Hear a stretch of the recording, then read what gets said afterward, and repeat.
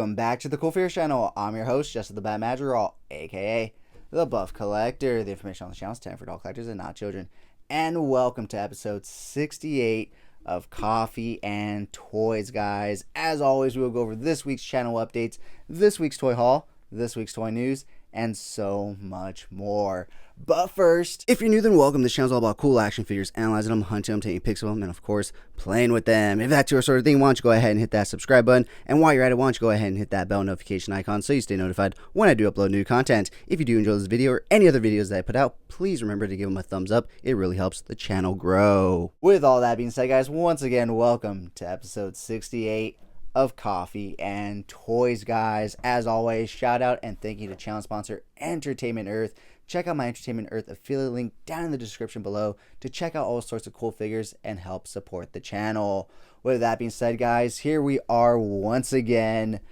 Man, this week went by really fast, at least for me personally. Even the last week went by really fast, and I meant to bring it up during the podcast, and I just totally forgot. But it's like, holy shit. Here we are again, Friday, sitting here recording the weekly podcast. I mean, for you guys, it's Sunday because that's when I upload and release this. But for me, it's Friday as of me filming it and stuff. So, you know, it's like, shit, here we are again. In fact, this week went by so fast, and the weekend kind of snuck up on me. I didn't even have my notes ready for the show this week. You know, I usually try and kind of get my notes ready throughout the week so I don't have too much to write down and get, you know, settled in for the show day of and everything. But this week it kind of just caught up to me. It's like, oh shit, I was even ahead in videos and everything, and now I'm like, well, there's that, you know. Now I gotta get ahead of videos and stuff. So a little bit of a challenge this weekend, but it's gonna be a fun one nonetheless. I think I get a decent amount done this weekend, especially with, you know, it being a very stormy weekend here in Southern California. It's not like I'm going to be out doing too much. Now, I am going to go see the new Scream movie tonight, so I am super excited about that. I enjoyed Scream 5, you know. I mean, there's really bad reboots, there's really bad redesigns, and we'll definitely get into that later on, but there's definitely bad versions of these reintroductions, redos of these franchises and characters. And for me personally, Scream doesn't really fuck it up too much. Now, is it perfect? Is it ideal? Fuck no, of course not. But I feel like a lot of these old franchises were catching lightning in a bottle. We caught these young actors before their heyday, or even at the height of their heyday, and, you know, it worked. The chemistry was there, the timing was there, just the decade was there, you know, the 80s, the 90s. It just worked. A lot of stuff that worked back then just doesn't work nowadays. You have to really update it, and you have to do it in a way that's feasible and believable and within the actual worldly context. And I feel like Scream does it relatively well. Now, with this being the first movie without you know, having Ned Campbell in it as her main character that she's been for the past, what, almost 30 years at this point, you know, it's gonna be hard to watch it because of that. But at the same time, they kind of already started to get away from the original cast in the last one. Especially if you've seen the last one, you definitely know what I mean. One of my favorite characters, but it is what it is. I'm still excited to go see this one tonight, and you know, it's a different setting. It's not going to be Woodsboro, it's going to be New York, so I'm excited to see how that changes the dynamic. And, you know, I mean, it's a typical slasher film. You know, I think that's one thing I do have to give credit to these slasher film franchises, is that they stick to the plan. You know, I don't mind seeing the same movie done again and again, just in different versions. As long as you change it up enough for me to, you know, kind of distinguish the two, I'll be happy. You know, all these changes to these old time franchises and characters just for the sake of revitalization and, you know, trying to get stuff to go their way is just not my thing. Whereas Scream didn't really do that. You know, they paid homage to the legacy characters while also introducing us to newer ones. While, yes, you know, they were introducing, like, really, like, okay, yeah, but I mean, at the same time, it's like, it's a movie, and that's what I truly miss about going to see movies back in the day. Is it's a movie. It doesn't have to make sense. It doesn't have to be feasible. You know, there doesn't have to be this grandiose scheme that makes all this grounded sense, it's like, okay, so that's so and so's kid. Like, okay, I don't care. To me, it's like, okay, that just gives us some kind of connection to those legacy characters, and I'm okay with that. Now, I wasn't okay with a certain few aspects. I'm trying to stay, around spoilers, even though it's been out for over a year, guys. But I'll still try not to say any spoilers for Scream 5. There were things that happened, that the main characters saw that I was just like, really, we're going to go this route with it, Scream. But aside from that, it was handled fairly well, especially Scream 4. Scream 4 was one of my all-time favorite horror movies, and I know that's probably a very controversial thing to say because a lot of people do not like Scream 4. But that came out in the middle of when I was a teenager, I believe I was like in high school or middle school going into high school. And it was one of the first horror films that I went to go see with my friends in the movie theater. And I think that's something else that we also have to remember is all these franchises, we associate them with, these happy times that we had as younger people, not necessarily kids, but teenagers, young adults, when we first saw these franchises. I remember the first time my friend Chris introduced me to John Wick, and I wasn't a kid, but I remember we were playing hooky from school. It was senior year. I didn't go to school quite often senior year on Fridays, I'll admit. But we played hooky one day, and he was like, yo, my cousins and I watched this movie. It has Keanu Reeves. It's really dope. And this was right before Keanu Reeves had his renaissance, and I was just like, ooh, Keanu Reeves. All right. We've got nothing to do. We're home all day. We're just kind of chilling. Why not just throw on a good movie, or at least a new movie, and check it out? Little did I know it was going to blow my mind, and it would become this gigantic franchise. Having those memories associated to these franchises really makes those connections what they were. So when they reintroduce these franchises to us nowadays, those same connections aren't there. And obviously the old actors and actresses and people associated with it really can't step into those shoes. I mean, you can, but then you're going to have a Dumb and Dumber 2 situation where it's like, holy fuck, they're old. So obviously they have to continue in a certain way. Unfortunately, Hollywood chooses to go the route of, well, let's reintroduce it with the same character names but different characteristics. It's like, so close, Hollywood. So close. One of the best franchises that reinterprets itself again and again and again in unique ways every time, yet still sticks to a similar formula. It's James Bond, guys. They constantly change James Bond's actor, yet they stick to a certain formula. He's still a spy. He still goes on these grandiose adventures. He still gets down with some crazy action. He still walks away with the girl, Stick to the script, There's no need to diverge from the script, but Hollywood likes to go, hey, what's a good idea? Let's take all these original ideas and take all these unoriginal ideas and mush them together. And that way, when they see these franchises and characters from their childhood, they're going to want to give us their money. And it's like, honestly, at this point, I see through it all. And I'm just like, you know what? Nostalgia is a bitch. It works at times. Don't get me wrong. It definitely works at times. And it's been done correctly a few times. There was the Batman. That was a reintroduction, a reimagining of a beloved character that was done very, very well. We have the Mandalorian that introduces us to this brand new Star Wars character that was beloved by so many people, which we're definitely going to talk about episode 2 briefly in a second. But, there's these reintroductions that have been done well, and then we have stuff that just is not done well, in my opinion. Like, unfortunately, I am of the camp that does not like the new TMNT trailer movie. Yes. Let me know down in the comments below how close-minded and wrong I am for not bowing down to the Hollywood overlords and saying this is an absolute masterpiece. It looks like utter shit. It literally looks like a rainy afternoon. Everything's all bulgy and blurred, and I understand it's a different style of animation than what's all around, which is this 3D CGI. But at this point, it's like, look at the Mario film. Look how beautiful the Mario film is because they utilize this perfected 3D CGI at this point. Imagine how beautiful a 3D CGI TMNT Turtle movie would be nowadays. When you look at the new Mario movie, it's just, I can only imagine how breathtaking that would look. And that's the issue with Hollywood, is that they saw what happened with the Spider-Verse, they saw the art style, and they're like, hey, copy, paste. And I see a lot of people like, oh yeah, it's the same art style, I'm excited for this. It's like, just because it's the same art style doesn't mean it's going to be good. And unfortunately, that's one of the other reasons why we don't get original ideas from Hollywood anymore, too, because they see this thing that's successful with one franchise, one property, and they just apply it to the next 20 to 40 films until it's run its course, and then something else comes up, and then they're like, okay, we got to apply that to every film. Case in point, Christopher Nolan destroyed cinema because he created such amazing Batman films that were grounded in reality that people were like, well, fuck.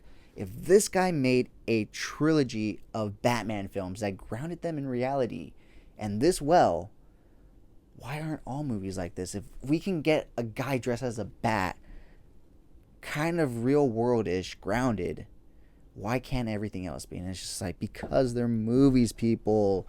You shouldn't be able to ground movies, in my opinion. You know, growing up, my parents always taught me it's a movie, it's in the script, it's not real life. Nowadays, you can't really say that. It's basically real life. A character falls off a building and they die. Whereas back in the day, they fell 2-3 stories and they just got up, brushed it off, and walked away, went back into battle. It's like, I miss the old movies where absurd things would happen and it was okay because it was a movie. I miss the days when they would go and film on location, build actual physical sets, utilize practical effects. There's just such a difference. You know, no matter how good the CGI gets, it's never going to live up to practical effects and sets, in my opinion. But that's just me. We'll definitely talk more about, like I said, The Mandalorian in a second. However, let's go to channel updates real quick, because I've recently been thinking of doing some different kind of content here on the channel. Mainly more stuff like this, where it's me talking to you guys directly, not just a review, but like what figures to get into when you first get into collecting, you know, how to get really good deals on mezcos, how to get really good deals on quarter scales, on 1/6 scales, because guys, I have some amazing deals lined up on OfferUp that I'm just like, I don't even know how I'm pulling these out of my ass, to be honest. I'm just like, okay. So that's why I'm saying this should have been twice its size. However, I just, one, didn't have the time to go pick things up this week, and two, when I did have the time, the people that were selling it don't have the time. So it's getting pushed to this weekend and early next week. So by next week's podcast, I'll have everything here on the table, or should have everything on the table. There's one thing that I was really hoping to get, and I messaged the guy, and he was like, oh, I forgot to put that I sold it. I forgot to take it down. And I was just like, you motherfucker. That's one of my biggest pet peeves, is people that forget to take down their listings from OfferUp, because I'm like, oh, such a great deal. Here, let me offer them a little bit lower and see if they'll take it. And then they go and they're like, oh, I already sold it. I'm just like, fuck. It gets me all excited. I'm already like positioning it in my collection and everything. And then they go and break my dreams. But it's okay, guys. We'll definitely get into it. And one thing that I've learned about collecting these larger pieces is that some things are going to cost you absolutely nothing. Like the quarter scale that I got for $5. And then there's going to be those pieces that they're going to cost you. So you got to enjoy the highs and even enjoy the lows. Because the lows in this case is when the prices are low, and the highs in this case is when the prices are high. But when you get a phenomenal piece like the NECA quarter scale Terminator figure, it is well worth it. Now, I do think this is probably my most expensive quarter scale in my collection. Well, I say expensive, but in terms of what I personally paid for it, you know. The Arkham Origins Batman does retail for $200 plus on the secondary market, yet I got that for $60, but he was used out of the box. The Joker I got for $120. This guy did pay $180. The guy was asking $250 though, so quite a drop. I did have the opportunity to buy it for $140 from this other seller, and I chose to lowball him at $80, and he just didn't want to entertain me, I guess. So he just never responded and took it down. So I don't know if he sold it or he just decided he did not want to sell it. So that left only a single listing on OfferUp, and all the ones on eBay, if there even were ones that I saw, were probably expensive or more expensive than the one on OfferUp, because I would have just bought it on eBay. So yeah, originally this guy wanted $250 for this guy, and I actually offered him $140, and obviously he said he couldn't do it, and I was like, all right, $180, and he's like, the lowest I can go is $200. And I was like, dude, this is where I'm at. This is where you're at. You know the distance. You can see the distance. Let's do $180, and I'll pick him up. And he finally agreed to $180. So I was able to pick this guy up. Honestly, a beautiful piece, and he was in box, in package, and everything. So he's been in package since 2017, because he was released in association with the Terminator 2 3D re-release in theaters. So yeah, this guy is really cool. The sunglasses are removable, which is really cool, but they're kind of like a small, thin plastic, and I don't want to fuck with them too much. But without the glasses, the likeness to Arnold is there, but it's a little softer than I would like. But once you do put the glasses on him, the likeness is beautiful. And honestly, out of all my quarter scales, he definitely stands out in so many ways. He just looks absolutely beautiful, from the leather pants to the leather jacket to, I guess, maybe just the hulking physique from Arnold at this point, you know. But he looks really good just next to all my other quarter scales. And yeah, I just absolutely love him.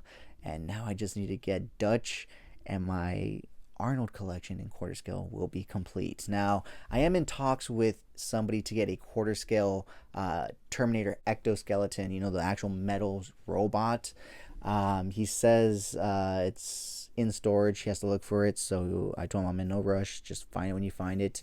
Hoping to get it for $50. And then I'm also hoping to buy a 1/6 scale Master Chief from him, from McFarlane Toys, from I think it was like 2007, 2008 from him. I saw some reviews on him, and they looked absolutely phenomenal. So I'm hoping he looks good still, and I'm going to go ahead and throw him in my 1/6 display somewhere. But yeah, so just need to get Dutch from Predator and hopefully pick up that ectoskeleton, so at least he has a companion piece, because a lot of these quarter scales that I have some companion piece. The turtles have, well, each other, plus Shredder has a foot soldier, Batman has Joker, Jack has his dad, and now we have Arnie by himself. So he just needs, you know, the other Terminator to kind of keep him company. And then once I do get Dutch, I am also going to be getting Arkham Knight Batman, and well, it's not really something that matches, but they can hang out together.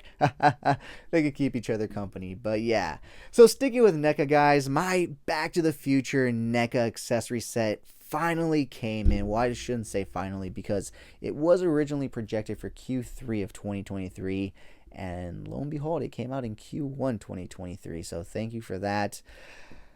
Unfortunately, NECA loves to just fuck me. They just love to fuck me personally, because when I did get the Secret of the Ooze accessory set, and I went to open up the brief, or not the briefcase, but the suitcase that Michelangelo has when they're moving from April's apartment to the sewer, and they both said, like, oh, you can open it up, you can put stuff in it. I went to open it up, and it completely just broke. It just went. Similar situation here. Not a suitcase, but the gym bag, the futuristic gym bag that it does come with. I was messing with it, trying to see how it closes, how it opens up, how you can take stuff out, and then upon inspection, it literally just fell apart in my hands. You'll see in the review this week. It literally just falls apart in my hand.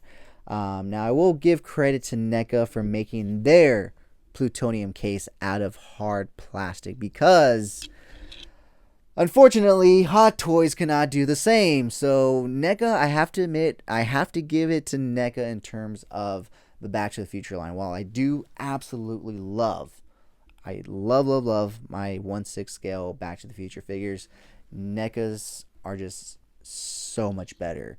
Their head sculpts are so much more on point with the actor's likeness. The accessories are actually made of plastic, you know? I mean, that's really the only accessory that isn't made of plastic. I'll give them that. But, I mean, come on. You really couldn't make this plutonium case out of plastic. Like, if any kind of moisture touches it, if any kind of, like, hard press, it's just gonna fuck it up. And it's just, ugh. When you pay $300 for a figure, you kind of want some hard plastic with everything. You kind of don't want any cardboard, in my opinion. But that's just me and my personal gripe with Hot Toys, maybe hopefully one day maybe somebody makes a hard plastic 1/6 scale replacement, so that way you can just transfer the foam inserts from there and put them in there. Who knows? We'll see. However, aside from the plutonium case and the futuristic gym bag, we do also get Einstein with the stopwatch. We do get Doc's radioactive hood. We do get Doc with his brain scanner.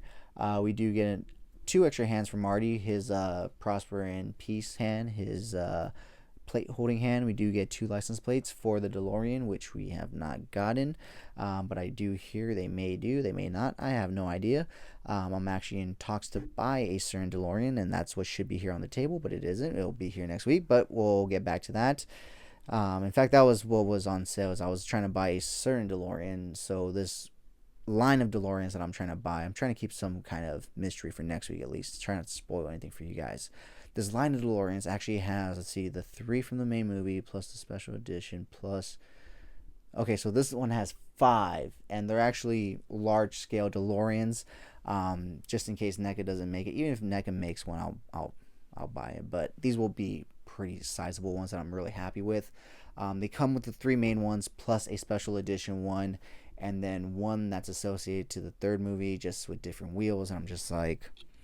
Thankfully, I'm able to find 2 of them for some really good fucking deals, like dirt cheap compared to what they're going for online. However, I was gonna buy the 3rd one for a really good price, and the guy forgot to take the listing down, so it was up for a really good price. I got excited. I was already placing it in my collection, and he's like, "Well, sorry, dude, I already sold it. I just forgot to take it down."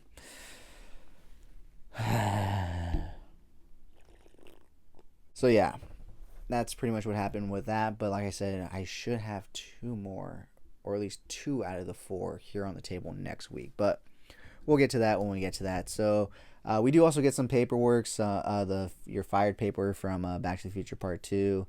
The note Marty writes to Doc when he's leaving the future. The phone book page. And also the walkie-talkie that Doc and Marty use to communicate in Back to the Future Part 2. We'll get a more in-depth look at all this stuff in my review coming...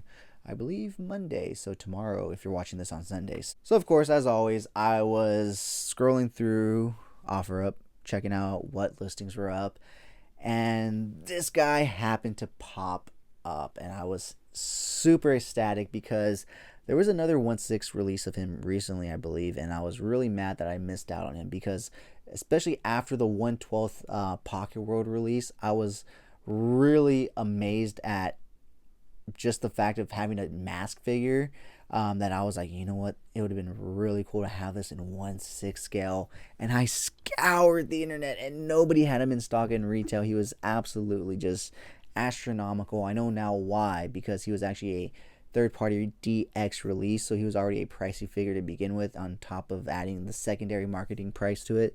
And so I was really surprised when this guy popped up. So this is a present toy figure, and I do actually have another present toy figure. Oh, the Indiana Jones right here, which is honestly, the head sculpt for this Indiana Jones is literally perfection. Like, it's literally like having Harrison Ford on my shelf display. But this one is absolutely phenomenal as well. The tailoring on the suit is absolutely phenomenal, and it came to be that this was actually the better purchase, which is even better because the other version, the older version, actually popped up on offer after I picked this guy up.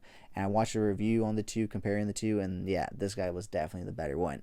Now, the guy was asking $190 for this guy. When I messaged him, he was like, "I'm sorry, dude, I already sold him. Like, I'm just waiting for payment from 2 of these guys." And I'm like, "Okay, if they don't pay you, like, I'll pay you. Like, just let me get this guy." I was like, "I want this guy." Unfortunately, they did end up paying him. So he told me, let me get to my dealer and see if he has any more in stock, and I'll let you know. And it's like, all right. Well, you guys know me. I am one impatient motherfucker, and I was not going to wait to see if he could get another one. So I went and really searched for this guy. I was like, present toys, 1/6 mask, like putting it all in. Usually I just search 1/6 figures, Hot Toys, social. I just put the brand names, but I was like, present toys, mask, 1/6. And one listing popped up, and the guy was asking $180, and I was like, "Will you take $150?" And the guy was like, "Yes." And I was like, "Cool." And I went and picked this guy up, I believe last Friday when I was filming this, I mentioned I was going to go pick something up. It was this guy right here, and I am super ecstatic and happy to add him to my collection because, like I said, I am a huge Jim Carrey fan. Jim Carrey and Tom Cruise are my absolute favorite actors of all time. Jim Carrey is just absolutely hilarious. Anything he does is just perfect and gold, from the dramas to the comedies. And then Tom Cruise, I mean, the dude's almost like 60 or 70 and he's still doing his own stunts jumping out of fucking airplanes. I mean, fucking badass. It makes me want to join sociology it makes me wonder, like, is it the sociology? It's the sociology. It's the sociology, you know, or the sociology. I'm so fucking stupid. I'm saying sociology. That's what I got my degree in. I'm Scientology. It's the Scientology. Man, I should just edit that out. I should just cut that out. But I'm gonna leave it there for your guys' enjoyment. But anyways, guys, yeah. So I'm super happy to add a 1/6 scale mask figure to my collection, and he looks absolutely phenomenal. And the yellow definitely pops in the display.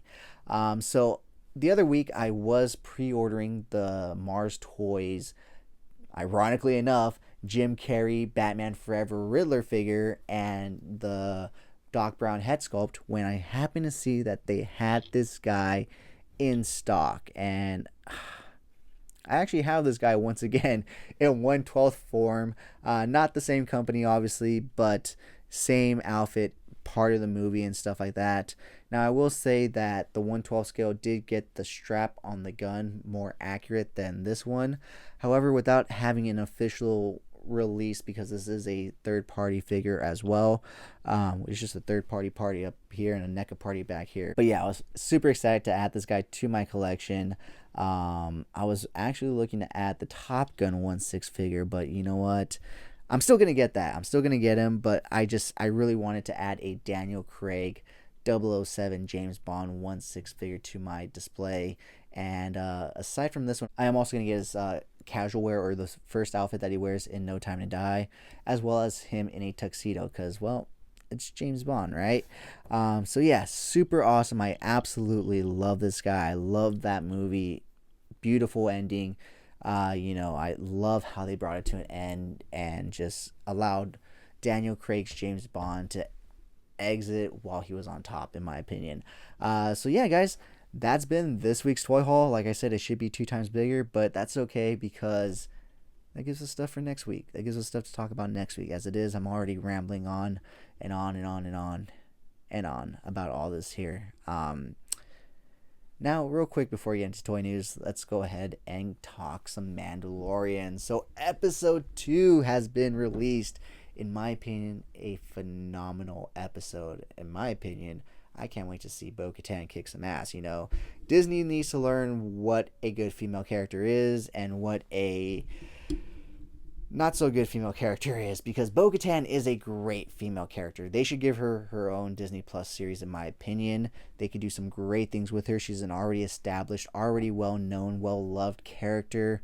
It's not one that they've designed to shove down our throat.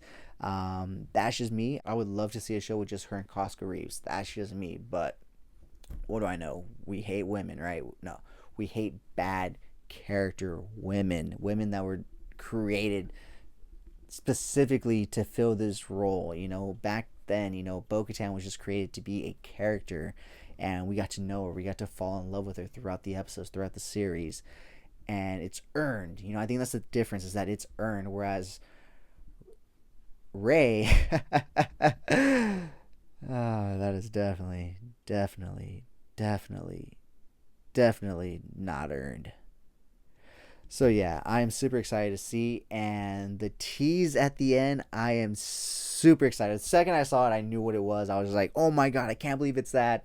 I cannot wait to see how everything transpires after that. So I will say that the episodes are relatively short this season. Relatively short, because where I thought it was going to ramp up, it ended. Where I thought it was going to, kind of hit that point where it's like, all right, here we are. Now we're going to get to that point where we're here, and then we're going to get to the battle, and then it's just going to, slowly get us into the next episode. It was like, all right, we're getting here. Oh, shit. We're stuck. And it kind of just ends. And so I'm excited for next week's episode just to see the continuation of this, but I will say I am super disappointed in the length of the episodes that we've gotten, at least so far. I mean, who knows, maybe the rest of them are exceptionally long, or maybe they're all short like these. We'll just have to wait and see. But either way, let me know down in the comments below, what do you guys think of Mando Season 3, Episode 2, and just Season 3 in general? With that being said, guys, let's go ahead and talk about this week's toy news. Now, there isn't too much toy news, but there is and there isn't. It's like one of those weeks where it's like, there's not a lot of toy news, but it's a decent amount. So, let's go ahead and start off with Super 7, because they are on Wave 10 of their TMNT Ultimate figures. Now, when this wave first started, or this line I should say first started, it was updated, upscaled Playmate toys or figures of the TMNT franchise.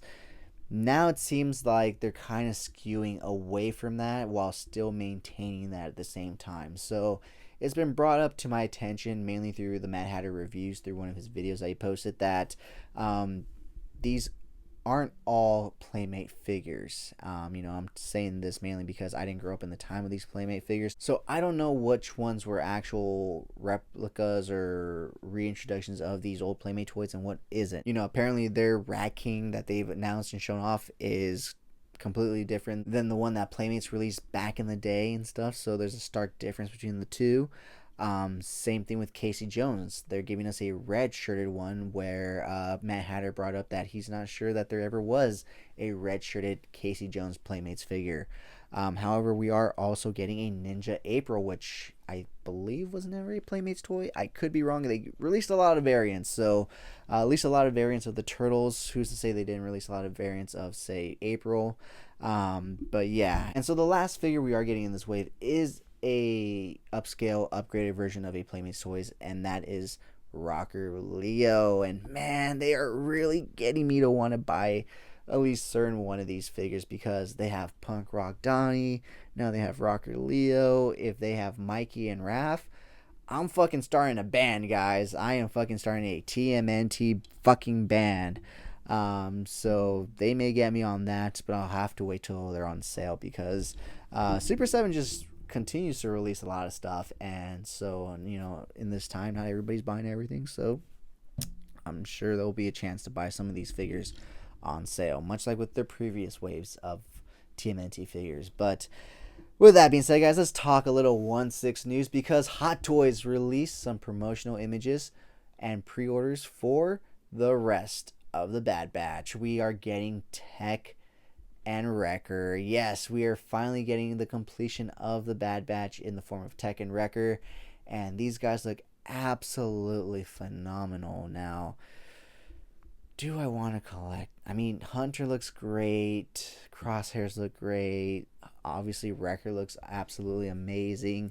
I'm just not the biggest Echo and Tech fan. They just aren't my biggest wants, but I would love to have at least Wrecker in the back and then Hunter and Crosshairs. To me, that would be the ideal Bad Batch team. I mean, obviously you have to have the Tech guys who can break into everything and code everything, but I guess I could throw them in the back. But why would I waste my money? I don't know. It's kind of like buying Batman Forever Robin. I just don't want to. I don't need to. I'd rather buy Tommy Lee Jones Two-Face and Jim Carrey Riddler to put next to my Batman Forever Batman, but that's just me. I'm weird like that, but it's also my collection. I can do what I want, so maybe I should buy Wrecker, Hunter, and Crosshairs.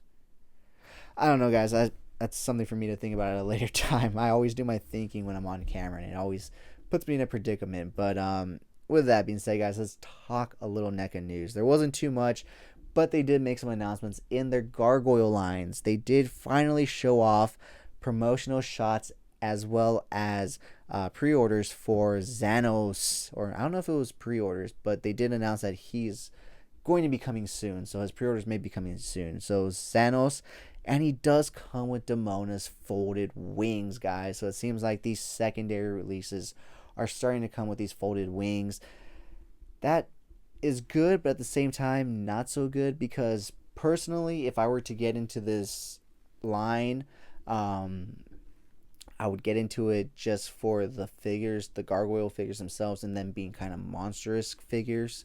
But for somebody that's like a real fan of it and they're buying every figure, obviously this would, benefit them because then they have their folded wings for their gargoyles. But then at the same time, if I was just buying it for monsters, I wouldn't want the folded wings. So yeah, it makes sense. It works.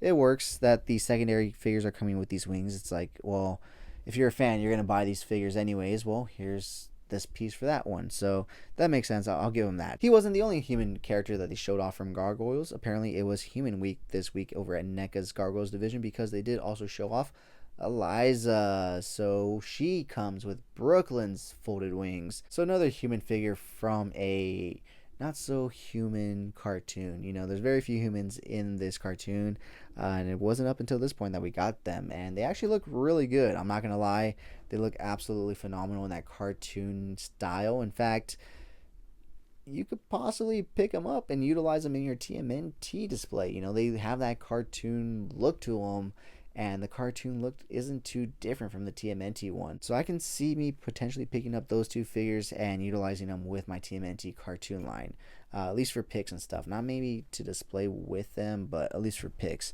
But with that being said, guys, let's go ahead and talk about Hasbro. Hasbro as a whole, G.I. Joe, Marvel Legends, Star Wars. I always tease Marvel Legends and I say, well, if they don't make at least one announcement a week, they're going to die. Well, they didn't make an announcement. So are they okay? Is everything good? No, I'm kidding. I'm sure they've just been announcing and releasing so much shit that they were like, you know what? We need to give them some time off. We need to give them some time off so that way they can get some money and then they can give us the money. But if we just keep taking their money, they're not going to have money to give to us eventually. So let's give them a week. So no real Marvel Legends news. However, sticking with the Marvel Legends theme, there was that Hasbro Marvel 3.75 inch retro line, and it has come to an end. Who would have thought charging $20 for a limited articulated, limited detailed figure would fail? I don't know, guys. I don't see how such a foolproof plan could have failed. I mean, come on, charging $20 for a figure with 5 points of articulation, very limited paint applications. It's genius. It's foolproof. How the hell did that kind of a line fail? He asked sarcastically. But going to a line that is doing actually pretty well with Hasbro, and that is their G.I. Joe line. So I guess they had a live stream this week, and they did release some figures that were previously shown off, like Torpedo, Snow Job. The two female Cobra Troopers and Snow Job are Hasbro Pulse exclusives. The rest of them are main lines everywhere else. I believe Shipwreck was a part of that one as well. And they did release some new renders for figures to come soon. First one being Tunnel Rat. Like I said, I grew up with Sigma 6 G.I. Joe, not so much the classic G.I. Joe, but Sigma 6 did have a Tunnel Rat, and I have to admit he was one of my favorite characters in that show, so that's super cool to see this classic version of Tunnel Rat. We are getting Firefly in his classic uniform. I guess we've got him in a different uniform before. We are getting Low Light, and we are getting one that honestly really intrigues me. It looks really fucking cool, and that is Shadow Tracker. This guy just looks like a really cool, scary 1/12 scale looking figure, and maybe picking up 3 or 4 of these wouldn't be too bad to kind of, put him up against, maybe Batman. He can potentially be like Scarecrow's henchman. It's, different things to think about. But yeah, that pretty much wraps it up for G.I. Joe stuff. But to end things off for Hasbro, let's go ahead and touch upon that Spidey wave that we did talk about last week, or that was shown off last week. Pre-orders for those are up on Amazon now, and they may be up on other sites as well at this point, but I did see that they were up on Amazon first. So with that being said, let's go ahead and move on into our final bit of news, and that is Diamond Select. Shout out to Diamond Select and their marketing manager, Zach Oat, for providing all the information and images for this section. So all of this is just basically in-stock news, no new reveals, just basically in-stock alerts. So in stock this week, we do have a 1/6 scale resin mini bust Black Panther from the MCU. This thing is phenomenally detailed, and you can probably see a lot of intricate work in that costume because it's so detailed and so heavily designed that I'm sure Diamond Select did an amazing job, and at only $90 for this thing, that's pretty impressive considering how detailed his costume is. We are also getting a 3D half-scale Magneto bust, guys. This thing looks absolutely phenomenal in my opinion. $175, and that is why I cannot get into busts and statues and stuff like that, because it's all too much. You can only stretch yourself so thin, right, guys? We are getting some new mini-mates in the form of the Marvel's Young Adventure Deluxe box set, guys. So if you're a mini-mate fan and you're a Marvel fan and you're a Young Avenger fan, look to add these to your collection for $50. Next up, keeping in line with our 1/6 scale news, because Diamond Select made a record announcement as well, because we will be getting a 1/7 scale mini bust of Wrecker from Diamond Select that will run you $100. We are getting 2 new pieces from Kenobi the series. The first one being a Vader 1/6 mini bust, which will run you $130. And lastly, we will get a Purge Trooper 1/7 scale statue, not just a bust, but a statue, for $200, and it looks absolutely phenomenal in my opinion. It's a beautiful piece in my opinion. But with that being said, guys, that wraps it up for this week's toy news.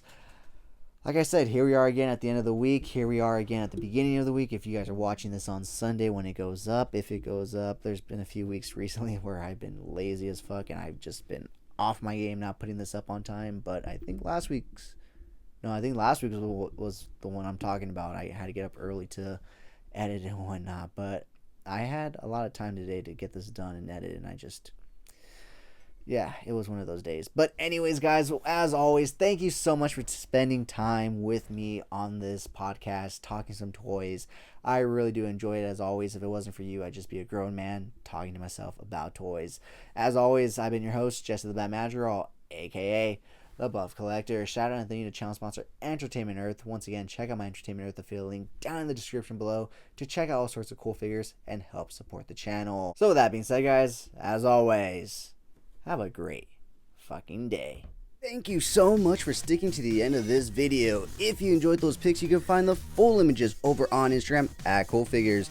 And I do also have a separate Instagram account for my more thought out, planned out, more edited pics called Epic Shots by Cool Figures. Check it out. If you like what you see, leave me a follow there as well. And if you guys like unboxings, check me out over on TikTok at Cool Figures. That's where I post all of my unboxings. And check me out every Sunday for Coffee and Toys, a weekly Toy News Toy Talk podcast where we will go over all the latest and great toy news, reveals, pre-orders, weekly toy haul, and so much more. And join me every Wednesday over on Instagram for Coffee and Toys Live, where I will speak to a new guest every week about toys, toy hunting, toy photography, and so much more. Thank you so much for taking time out of your busy day to listen to me talk about toys. I really do appreciate it.